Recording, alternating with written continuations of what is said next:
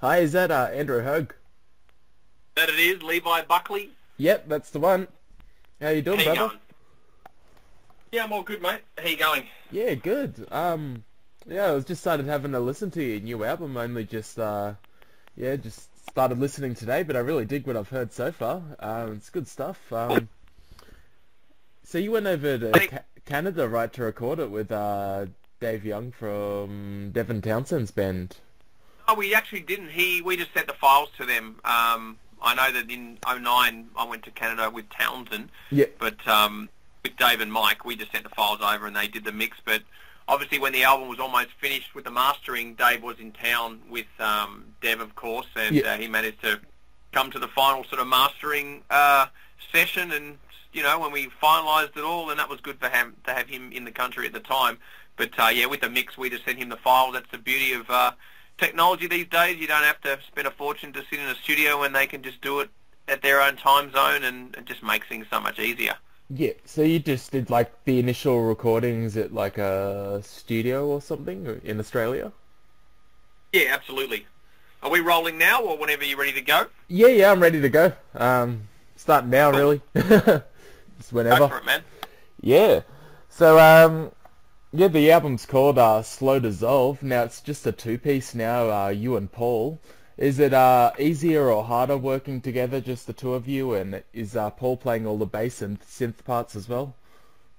No, what the last couple of Contrive albums, even the last one, the Internal Dialogue, we did introduce some sort of backing keys, and I was triggering samples from pads and stuff like that anyway. So Mhm. we just felt it was just I guess, a natural step once Tim couldn't commit any further. Yeah. Paul and I were sort of had that crossroad of, well, do we just find somebody else? And even that in itself is always difficult because you got to work around someone else's schedule and life, and it's a lot of work being in a band. People don't realise. And I just said to him, look, there's no taboos in music today. Anything can work if you give it a go, and you're daring as well. Mhm. And I figured, well, we're already running backing keys, so that eliminates a keyboard player. I said, why don't we just use Tim's bass tracks Yeah.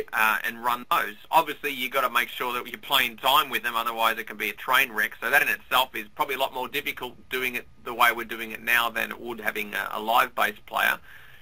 So he was a little bit apprehensive at the start, and I just said, look, leave the tech stuff to me because I've been running all that stuff for a while. Mhm. And once we sort of got it running and ready, we just didn't think twice, and then we thought, all right, let's make this a visual angle as well, and we're playing side by side instead of a drummer up the back on a riser and Yeah. a singer up the front and blocking the drummer's view and all that sort of stuff. We're literally playing side by side, but also a little bit inwards. So instead of me staring straight at the audience from the stage and then turning my neck 90 degrees to stare at Paul, I'm on a little bit of an angle on the left Mhm. facing Paul, as I can play, and my head's not sort of turning in a full 90-degree direction to sort of look at him if we're feeding off each other in sections and stuff like that for rehearsal. So that's when we said that, let's just mix this up. And yeah, it's got a few people intrigued, which is cool, but to us it's just another step up musically. It's just we just don't have a bass player, but we're still running Tim's bass tracks, and so far so good. Oh, awesome stuff. Have you got any tour dates or anything planned as of yet? We played our first live show last Wednesday, just more of a celebration gig because it's been quite a milestone and a journey to at least get to this point and also get the album out. The last few years have been pretty rough, and that was obviously a bit nerve-wracking, playing the first show in 3 years, new songs, a whole bunch of new gear, making sure that everything's hopefully going to run smoothly, and it did. And yeah, I think the key now for us is just to try and book a ton of shows and just play with whoever's keen to share the stage with us. And I think this new record is a little bit more proggier, so we probably want to hit up a few more sort of proggier bands Yeah. that I think might complement each other's sounds. And yeah, just take it to the people, as they say, and see what happens. I think we're pretty proud of this record and quietly confident that it will catch on soon. I think we're one of those bands that people have to think about. We're not sort of meat and potatoes. It does Mhm. take a few listens, but I've always enjoyed artists like that challenge my listening. You don't get it straight away, but you'll get it if you stick with it. I think today, though, some people lack patience, so they might listen to it once and dismiss it because it doesn't sound like two big bands. There's just a combination of multitude of influences that we've had in our sound for a long time that I think makes us a little bit more unique in the sense that, as I mentioned, we don't sound like Lamb of God or Killswitch Engage as a direct reference when it comes to, you know, when people say, what do you guys sound like? You know, we kind of just go, oh, I don't know, proggy metal kind of groove, I don't know. We kind of mix between we just go have a listen and see what you think. And it's hilarious, some of the comparisons that people throw at us of, yeah, I hear a bit of David Bowie in your sound. I'm like, what? You know, it's really interesting because I think that we don't have a derivative sound or generic in the sense of, you know, playing one specific genre. So it's always interesting to see the take people have on it when they give it a listen and what they hear out of it as well. That's always interesting, and it's good that people are giving it the chance and the time, and some reviews are coming through which have been really positive because we've had our fair share of negative ones over the years, which you're going to get. Can't please everyone. But, yeah, we're just happy that it's out. I mean, that's the bottom line for us. Now it's just start the bottom, rebrand, let people know we're still active, and we're now two-piece. And because, again, there's a lot more bands out there now than there has been the last 5 or 6 years since we last really put out an album and did some shows. And so it's just getting back out there on the boards and seeing what happens. So, yeah, that's a plan, to start getting some shows together and see what happens. Yeah, feels like a lot of the great sort of metal bands that you would have started your career with, they've sort of faded away. I don't think they're really around anymore, like bands like Alchemist and Devolved. Has it been tough to, you know, keep sticking it out and, you know, keep touring all these years later? No, this is the thing. People always talk about, you know, a time limit on how long you've been doing something, but me personally, I never really focus on that until someone points it out. You guys have been going X amount. And I go, well, in reality, if you did this full time, like Metallica as an example, they've got a 30-year career. They started in 81 and it took off, and that's kind of all they've done their lives, you know. So they can boast that length of time. But Australian bands, we all know the scene's pretty small and the opportunities are very minimal.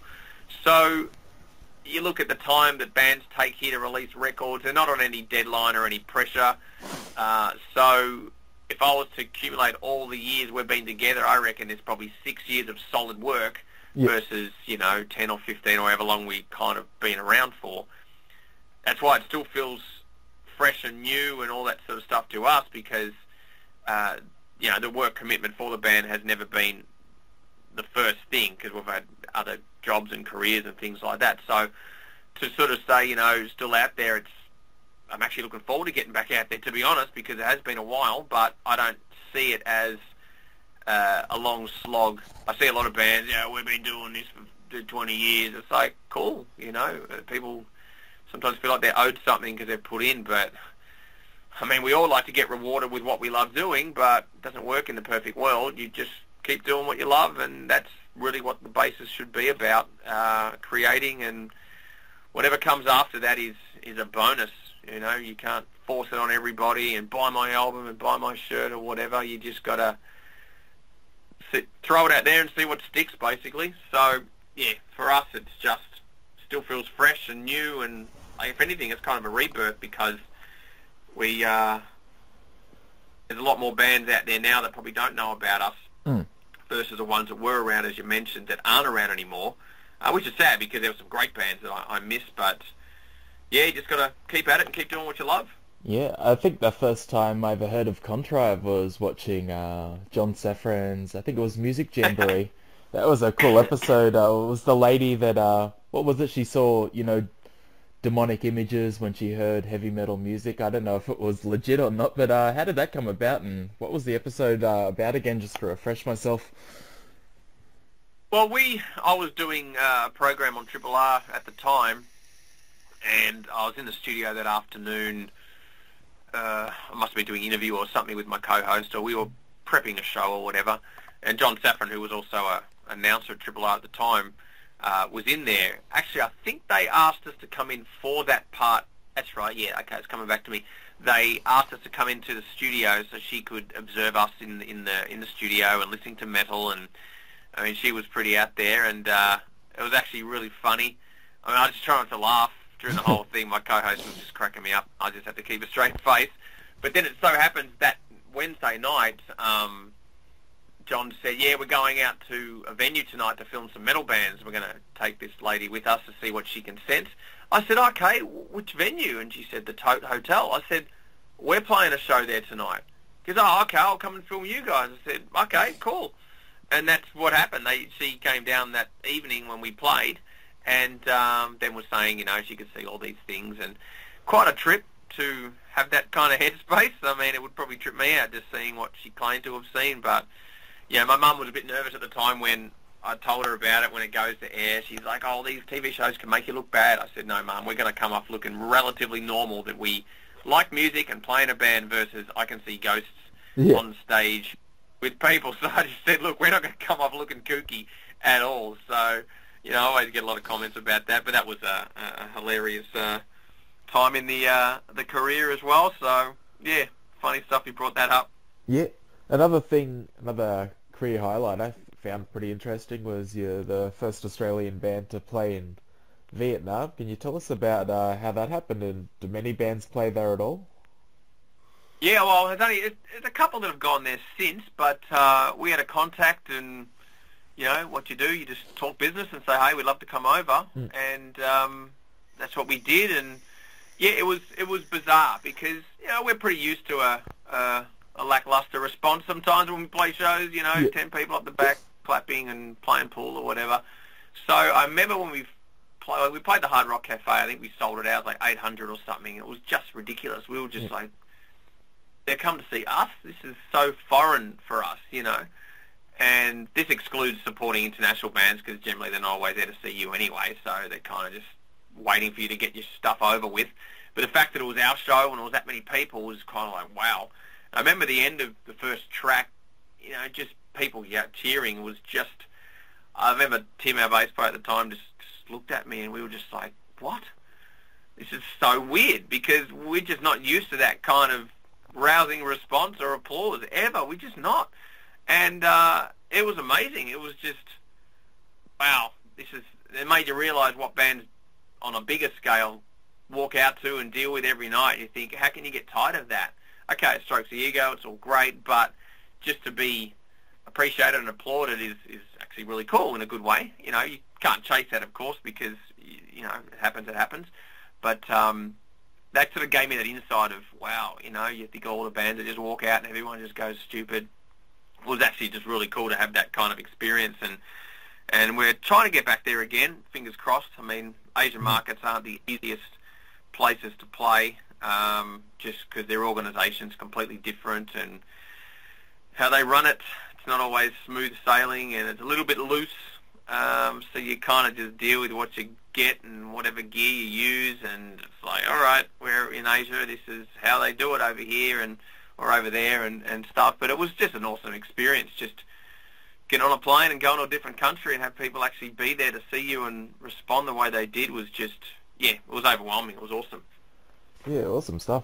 I remember a few years ago as well, Slayer did a tour and you opened up for him, and one of the nights, I can't remember why, but Tom couldn't sing, you know, lost his voice, and Paul ended up coming out and singing Dead Skin Mask, and I thought that was pretty awesome. I seen the video on YouTube. What was that like, just to be, you know, sort of a, you know, part of that show and see that happen? Did Paul have to, like, you know, quickly Google the lyrics or anything like that?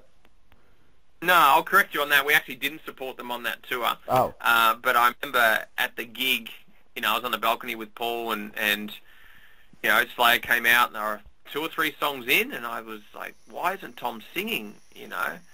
And then he got on the mic and his voice was shot. He literally couldn't even speak.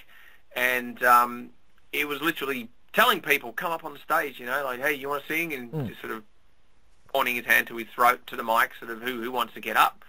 Nobody did. And I was on the balcony. I said, Paul, you know, go up.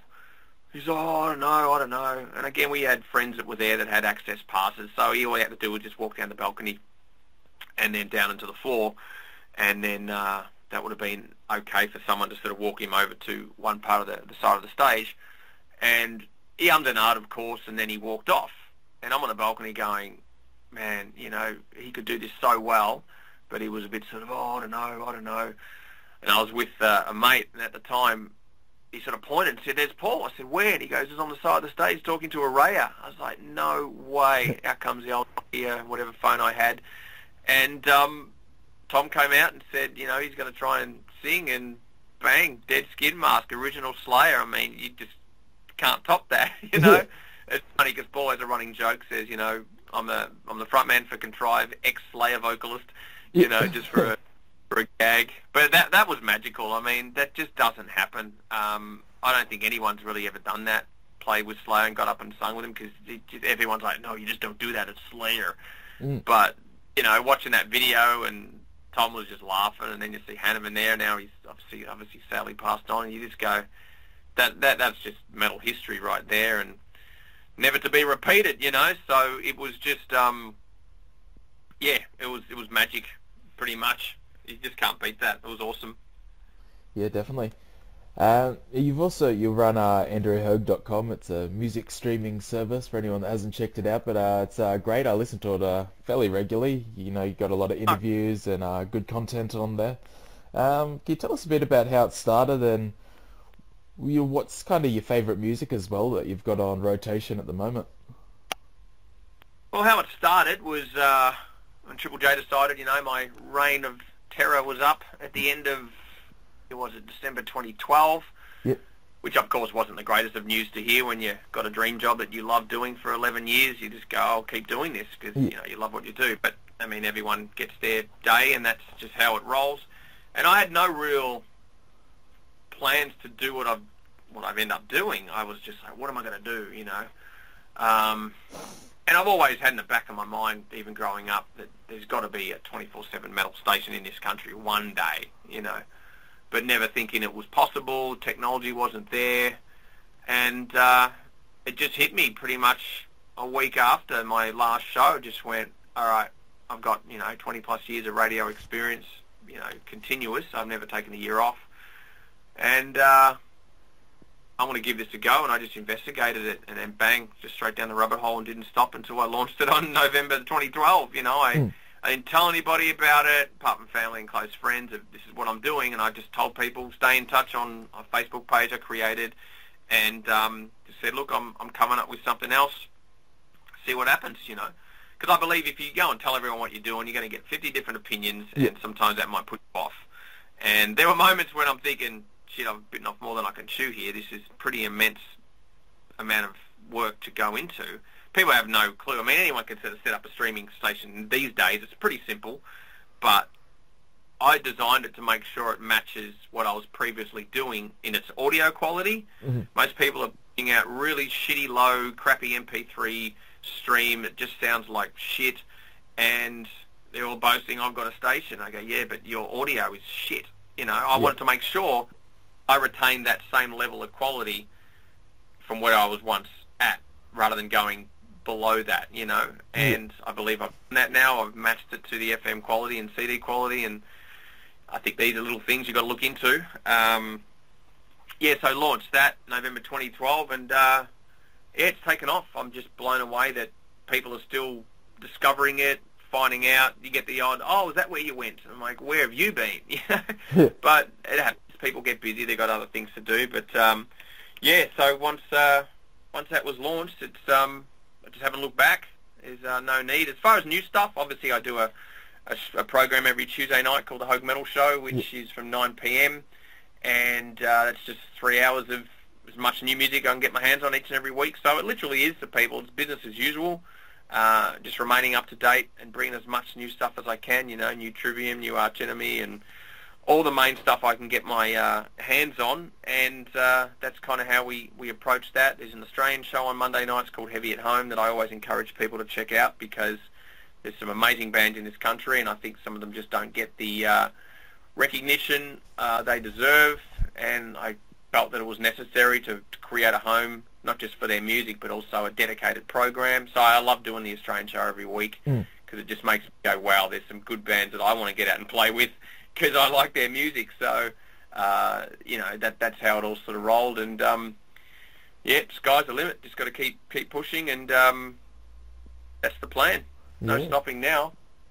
Do you think Australia will ever see a festival like Soundwave again in the next few years? What are your thoughts on that? Well, there's heavy rumours of Download coming to Australia next year, but Yeah. again, everything's rumour till proven fact. But I reckon there'll be something that's going to appear here in next year. I mean, you got Unify, but that's another heavy scene within a heavy scene. Yeah. So I don't know if that scene's going to appeal to fans of Camelot or Cannibal Corpse. Yeah. Even though that's metal, it's just a different fashion look, different style of heavy music. So that's why I tell people it's quite segregated today because there's too many choices, too many subgenre choices. I've always told people, look, it's all heavy music. The station celebrates, as many forms of heavy music that we can put out, on the station as well. We try not to sort of segregate too much at all. I mean, not everything's great, don't get me wrong. But, you do your best to, of course, represent what you can. But apart from Unify, I'm pretty sure there will be something else that will rear its head. I mean, Soundwave would have kept going if it wasn't, apparently managed the way it became, because it was such a great festival. I mean, I was a part of it for a good 18 years, and every year it was just so cool to be a part of it, be it interviews or doing stuff behind the scenes. It was amazing, and it's easy for people to rip into something that they're not going to, or you always hear these quotes of, oh, we need a true metal festival. All right, well, you're going to get 100 people with Manowar back patches and that's it. Some people need to travel and go to Varken, go to Summer Breeze. Just, Australia's small. We'll never get a massive festival on the magnitude of Soundwave on the metal front. Obviously, Soundwave was broad. We had punk, hardcore, metal, and different variations of alternative. So I think they did the right thing by catering a multitude of sort of heavy genres as well. But for those who are just wanting a full black metal festival, it's like, you got to travel. Australia's just, it's a cubby house to the world. It's just, it really is. You hear people talk about a 3-day camping festival. Oh, I just don't see it happening. It'd be nice, but if you're going to do it, start off small. I know some people get these big grandiose ideas and inspirations when they watch Sam Dunn's Headbanger's Journey, and that's all great, but there's so much that goes into it, people have no idea, So I always encourage people, just save your money and travel, see the world, mix with different people, and go to festivals in Europe, because majority of the bands you're going to see there will never come here, and stop dreaming, just get out there and do it. Yeah. As you said, there are a lot of great Australian bands out there, and I see a lot of these bands and they're putting so much time and effort into what they do, and they're touring all the time, but from what I hear, not a lot of people are making big bucks. It's, a labour of love, but you think there are, many lucrative ways for people to keep themselves afloat in these times? I think so. I really think it's down to how you run your business. I mean, I hear of bands, we sold 10 grand of merch tonight, and they're broke. It's like, well, who's running your business? I mean, Bruce Dickinson says it perfectly. He does a lot of seminars on business and entrepreneurship on YouTube, which are amazing. And he talks about your band, put in an R, and it's your brand. Yeah. And I know that a lot of bands aren't that business savvy. They think it takes away the fun of playing in a band. And I get it. Some people just want to play music and drink piss and hang out with chicks afterwards and not worry about counting beans and whatever came in and Excel spreadsheets and stock and all that stuff. But I think you need to have one member in the band to manage all that, or at least someone you can trust as a manager, because there's some bands out there making good cash, but it's poorly managed. And you hear about, we got ripped off, we're broke. It's like, well, why don't you look at why you're broke? And it's like any business. If you've got more going out than coming in, well, then you're running at a loss. So I always encourage as many bands as I can do some business insight. There's stacks of stuff on YouTube on how to run businesses and do stuff. It just takes effort and focus, and I think some bands are just a little bit lazy and want to blame other people when they haven't really sussed out how to run their own band business, because you have to. It is a business. There are some people out there who are purely business, don't care about music, and they want to take whatever percentage they can from you because that's their job. And I get it's their job, but you've got to be mindful of what eye they're keeping on your little chest of money, because that could be sucked up and gone. So you just have to be really aware. A lot of sharks out there now, a lot of vulnerable bands, and you hear some stories and you just think, wow, that could have been prevented. nothing wrong with asking for some legal advice first. There's nothing wrong with just being business savvy, because most people are going to try and from you are business savvy, but sometimes they disguise it as they're your mate, love your work, piss in your pocket, make you feel great. That's what happened to Black Sabbath. You know, Ozzy was saying in one interview, you know, we were thinking, hang on, we should be making more money than this, but people at the time were distracting them by, here's some coke, here's some groupies, man, go off and have fun, we'll take care of everything, and they're running out the back with the money sacks, and the band are distracted from it. So I always tell bands, just get a bit savvy. It's not the fun part of the industry at all, business, it sucks. People just, you know, you want to play music and have fun, and I get that, but you just need to have some insights in order to keep what you're doing afloat. When bands say, oh, we don't make any money, some of them don't, but it really, some of the bands do, but they piss it up the wall or just don't know where it's going, or don't know how to trim the fat. I believe that, I mean, you hear bands, you know, touring certain countries and they're a 6 or 7-piece band. Mm-hmm. Again, nothing wrong with backing tracks, as much as people sort of might look down on that. It saves you a ton of money. I've had a lot of bands when they say, you know, so Contrive's a 2-piece now? Dude, that is awesome. We wish we could kick out 2 guitarists and a keyboard player, you know, because that's extra money in your business. That's extra employees, so to speak. So that's why I talk to Paul. I go, man, this works well for us. You know, we're DIY, and we're running it really lean. And people always say, I've had a few mates in other bands have just gone, yeah, well, there's, you know, more slice of the pie for you guys versus spreading it out over 5 or 6 people. And that's true. That's what happens. You know, you are running a collective with other people, and it's all a matter of dishing out what's left over. And it's usually crumbs sometimes if you've got that many people in your organisation, whereas less kind of benefits a little bit more. Well, possibly. Who knows? We'll see what happens on our front. But, yeah, I think you just got to be smart on where you spend. At the same time, though, when you're starting out or trying to build your name up, you are going to run at a loss. We're the same. We're wanting to hit Europe or the States sometime next year, and it's going to be tough to, you know, get across there. But we know that you've just got to pay your way to get over there. It is a pay-to-play world. No one's going to say, here's 2, you know, business class tickets to LA. We want you over here, you know. Yeah. Unless there's a massive demand, you kind of just, your bands, they've got to make their own way over there and go from there. So it's all just how you go about it, how smart you can be, and how smart you can be to save money towards it, you know. You know, staying at 5-star hotels, you know, stay at a hostel or a mate's house. Just you know, trim the fat, keep it lean, and you'll find that there will be a little bit more to spread around versus, no, we're just blown our budget. We had, you know, 6 nights at this really cool hotel that had a great pool.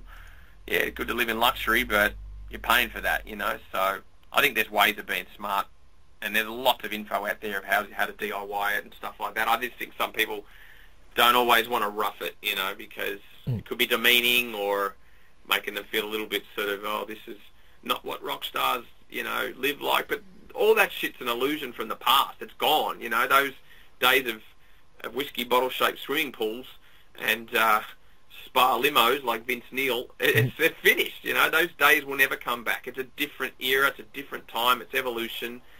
And some people are still chasing that or expecting that to happen, you know, down the track if they get successful or if they, quote, make it, which I've never really understood what it meant.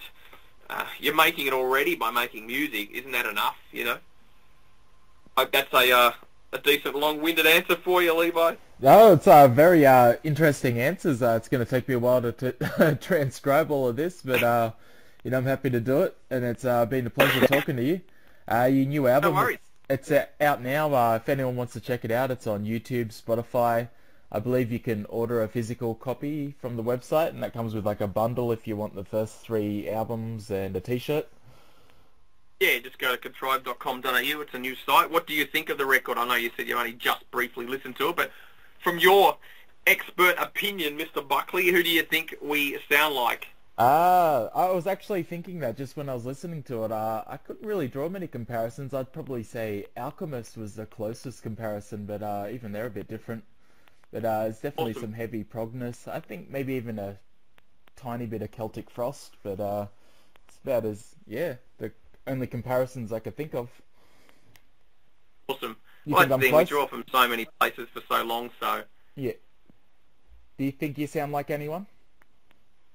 I know who I've pinched stuff from because we're all thieves. We all pinch things. Yeah. It's just, I mean, I've said this to a few people, but Phil Anselmo said it perfectly a while back that he said, don't rip off two bands, rip off 20 of your favourite bands, and eventually, when you stir that in, you'll kind of get your own footing, your own sound. I mean, you listen to Cowboys from Hell, that's a balls-out metal album. You can hear a lot of Judas Priest in there, and then you can hear some sort of thrashy Metallica stuff.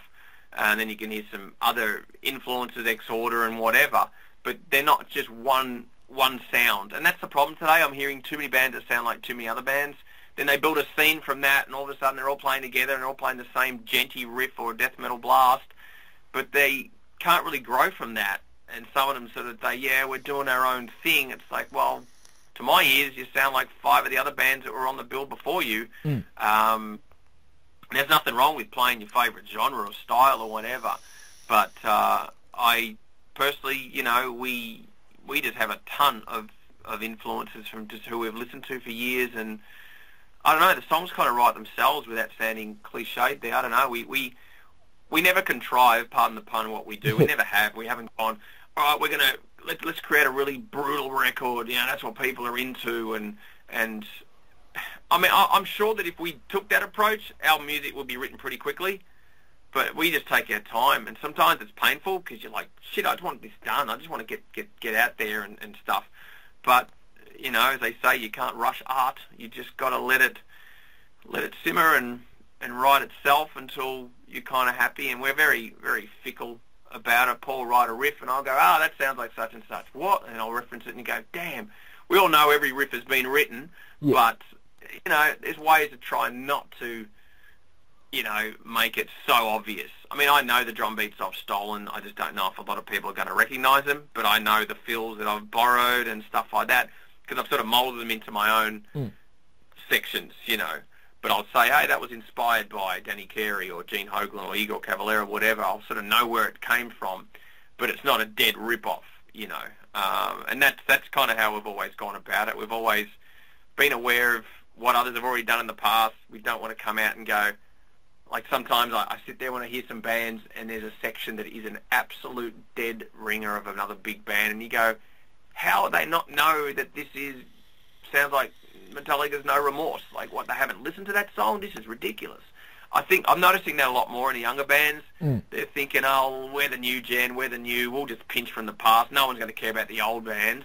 And they come out and they've kind of stolen, but they've modernised the production because it's all new and digitised and technology. Yet you just polished a version of something you stole from the past, and it's rife. It's everywhere. People are just borrowing shit, not even caring that it's been stolen, And you just go, well, I don't know how you can sleep at night, but anyway, that's your riff. But people can do what they like. That's their choice. That's their music. But sometimes I hear that and just go, oh man, that's way too close for comfort. That's just, I'd be like, how do I let that get through? Because someone's going to pick up on that, and usually a music metal nerd like myself generally does.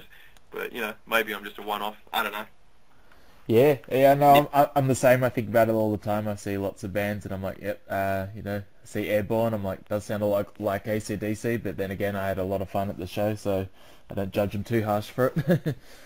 Yeah, well, they're a band that's, and again, I was like one of those at the start, and I went and saw them and went, they're just a great Australian heavy rock band. And yeah, they've taken the Australian sound and just ran with it, and there's not a lot of other bands that are doing that sound apart from the originators of that genre. Oz rock is DC.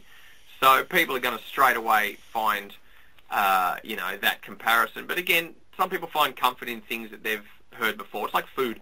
People will generally go to the same restaurant, eat the same menu, or from the same menu, but they won't really try something different because sometimes it's a test for some people's comfort zones. And I always find that CONTRIVE is one of those bands that can be a bit left of centre for some people, and I go, well, don't dismiss it, just give it time. And I find, especially when I come across bands that I don't adapt to straight away, I know when I get that, I'm like, yeah, I'm going to stick with this, because these are some of the bands that ended up being some of your favourites because they challenge you. They challenge your thinking of persevering with their sound because it was different, as opposed to, yeah, man, got this new band, sounds like Killswitch Engage is awesome. Oh, band sounds like Periphery, yeah, really cool Jenny riffs. in 2 weeks there's another band that's going to come along with the same sound. You've forgotten about the one before because you can identify with it, same as food on a menu. And that's how I sort of see it sometimes. It's kind of metal by numbers. People just sort of checking the boxes, ticking all the right things, and that's cool if you're into a diet of the same sort of meat and potatoes. Slap it together, and but whereas us, I'd rather fail as myself than succeed as a clone, as someone said one day, because you just got to be integral and honest about how you go about what you do, and that's how we've always taken that approach, Paul and I, with writing our music. And I mean, I remember chatting with Mike from Opeth back in '99 when we became buds, and that's just around the time of Still Life when the band started to get notoriety, and they already had 3 albums out before that. And I remember he was saying, I was going to quit. I said, why? He goes, well, we were writing really good music that we loved, and a lot of people just didn't get it. I said, well, sometimes you persevere. And he goes, well, yeah, that's what we're doing, and look what's happening. It's kind of strange. And then fast forward the last 15 years, I mean, they've just dominated. Oh, yeah. So, I just think you got to be in it for the long haul, but just keep putting out what you are proud of and what you love doing, and I believe that's what we're going to continue to keep doing, and hopefully people check it out along the way and they dig it. Oh, yeah, definitely, man. Well, again, thanks for the interview. It's been really great content, and if you ever come up to Brisbane, I'll definitely come to one of your shows. Yeah, no worries. Like I said, we're planning on trying to get some shows down, and yeah, just take it to whoever's there, be it 10 people or whoever many, doesn't matter. It's just getting out there and playing for the masses. Awesome stuff, man. Well, I hope you enjoy your day. Yeah, you too, buddy. Thanks again for your time. Cool. Thanks, Andrew. Bye. Take care.